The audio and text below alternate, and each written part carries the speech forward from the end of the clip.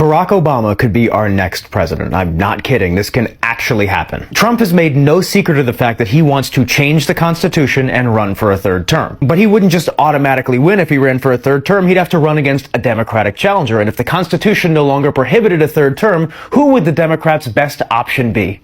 Barack Obama. And a poll was just released that showed this hypothetical matchup. Trump versus Obama. Who do you think won? Unsurprisingly, Obama wins by 6%, which is actually a blowout margin. And if you look closer at the data, Obama does this by two things. One is by winning independents by about 20%, and two is by stealing a bunch of votes from people who voted for Trump in 24, but would vote for Obama in 28. And this all adds up because in 2016, there were between 6 and 9 million people who voted for Obama in 2008 and 2012, and then voted for Trump in 2016. So in my opinion, change the Constitution. Good luck. The best modern-day American president with the highest approval rating of any living president against an 82-year-old Donald Trump.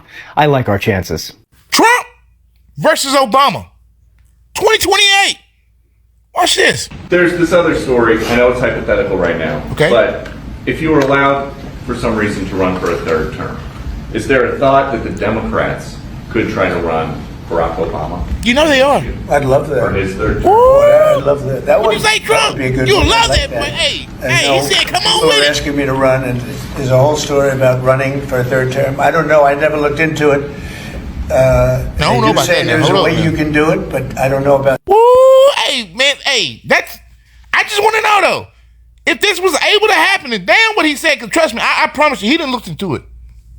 But hey, regardless, if this was able to happen, and I already heard rumors that they are trying, MAGA definitely trying to do this, and I heard that the Democrats said, hey, if they do this, we're going to get Obama. But I want to know, if this happened, who do y'all think would win? I mean, I'm just seriously. I mean, I already heard Michelle say she don't want Obama to win again. She don't want him to do it again. She thinks that we should keep getting new brains, new ideas, new people to come in there because the world is changing that much and that fast. I kind of agree with her. But if that was possible, who do you think would win? Let me know in the comments. Mi gente, so I know you've been hearing the buzz, right? That Trump is contemplating running for a third term. Now, I'm going to tell you that this is not new news to those of us that read and study, right? Because they want to get rid of the 22nd Amendment and the amount of times. That's why he said before he got voted in that you won't have to vote again. That was a thought process before he got elected. Now he's trying to see how he can make it happen. Now, in the 22nd Amendment, if you didn't know, what it says literally is that you can only be elected twice. And so they'd have to change the 22nd Amendment, and they probably need to ratify it, 38 states, in order for him to do that. So the possibility is, but I don't know about this administration, and I don't know. I just don't know. Right? And Steve Bannon is sure that he's going to run a third term. So here's the best candidate to whoop his ass in election. His nemesis. Go ahead and say the name. Go ahead and say the name. Obama. I think Obama should be the one to come out, because if the rules apply to you, they're going to apply to every fucking body. So let's bring Obama out of retirement.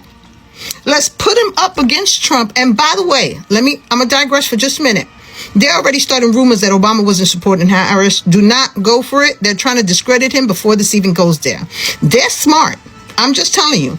Don't listen to some bullshit until you hear it out of his mouth, is all I'm going to say. But anyway, best person to do this job is a black man to whoop the racist ass, wipe his ass, and take the trash out. Because we all know two things.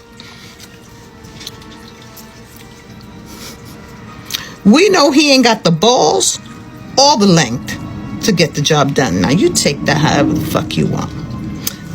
Chime in the comments. Obama 2028. Obama 2028. That's my vote. Hold on for a second. Let me ask you something. Why is it that whenever people become frustrated with the present, they suddenly start looking back at the past? Why do old leaders suddenly come back into conversations again? Is it because people actually miss that person? Or is it because they miss the feeling they had during that time? Lately, social media has been full of debates, comparisons, and political discussions. People are comparing leadership styles, comparing different administrations, and asking questions about where the country is heading. Some people believe stronger leadership is the answer, while others think diplomacy and calm decision-making matter more. And honestly, I think this conversation is much bigger than simply one person versus another. Because if we're being realistic, most ordinary people are not waking up every morning thinking about political fights online. They're thinking about paying bills. They're thinking about groceries, jobs, gas prices, and trying to build a better future for their families. That's what people actually care about. And whenever things become uncertain, people naturally start asking questions. They start saying, were things calmer before? Did we feel safer? Was life easier? Those questions aren't wrong because leadership decisions eventually affect regular people. But here's something important we should remember. No president is perfect. No administration is perfect. Every leader makes decisions that some people love and some people criticize. That's always been true throughout history. The problem begins when people start treating politicians like superheroes, because no leader has magical powers. No one can walk into office and instantly fix every problem overnight. Economies are complicated. International relationships are complicated. Real life is much harder than campaign promises. And I think that's where many people become disappointed. Sometimes people put all of their hopes into one person, expecting that leader to completely change everything. Then reality shows up and they realize problems still exist. Maybe people don't actually miss a specific leader. Maybe they miss stability. Maybe they miss peace. Maybe they miss feeling like things were under control. Because at the end of the day, ordinary people don't want endless division and constant political battles. People want stability. People want opportunities. People want a future that feels secure. So maybe the real question isn't about the past versus the present. Maybe the real question is, what kind of future do people actually want? Drop your opinion in the comments below. Don't forget to support, subscribe, and share. Peace out.